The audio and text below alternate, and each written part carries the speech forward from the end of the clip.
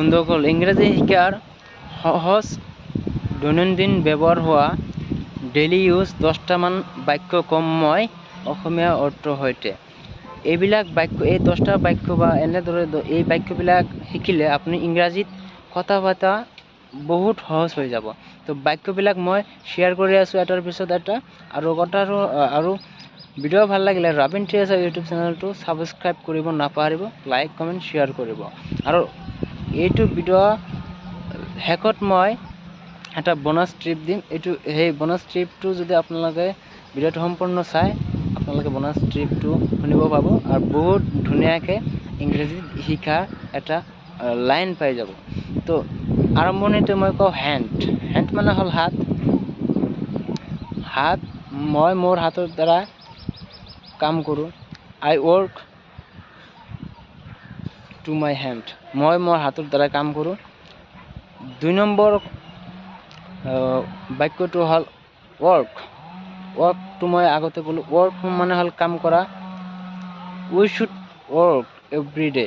আমি সদায় কাম কৰিব লগা হয়, কাম কৰিব প্ৰয়োজন।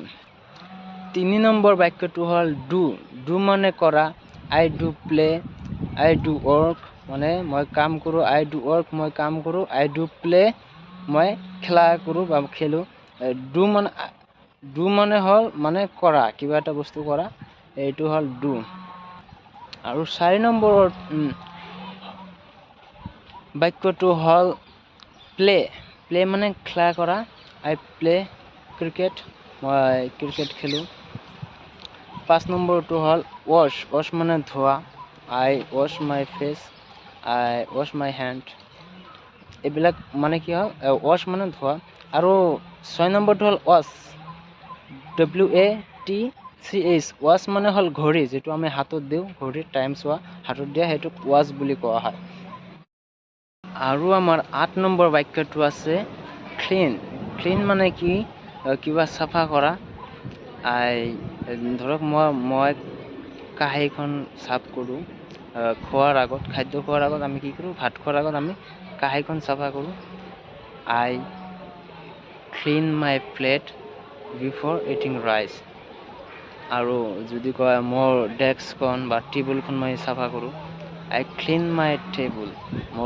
মোৰ মেজখন বা মোৰ টেবুলখন মই চাফা কৰোঁ।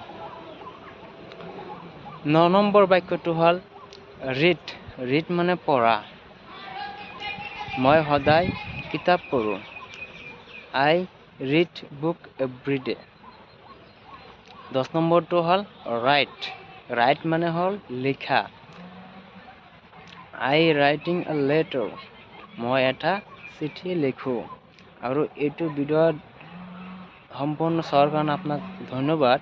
আৰু মই যে কৈছিলোঁ লাষ্ট এটা বোনাছ ট্ৰিপ আছে, বোনাছ ট্ৰিপটো হ'ল আপোনালোকৰ কাৰণে মই 100টা মানে বেচিক ডেইলি ইউজ হোৱা, সদায় দৈনন্দিন ব্যৱহাৰ হোৱা বেচিক 100টা বাক্য মই এটা PDF কৰিছোঁ। PDF বুকটো মই ডিছক্ৰিপশ্যন বক্সত দি দিম।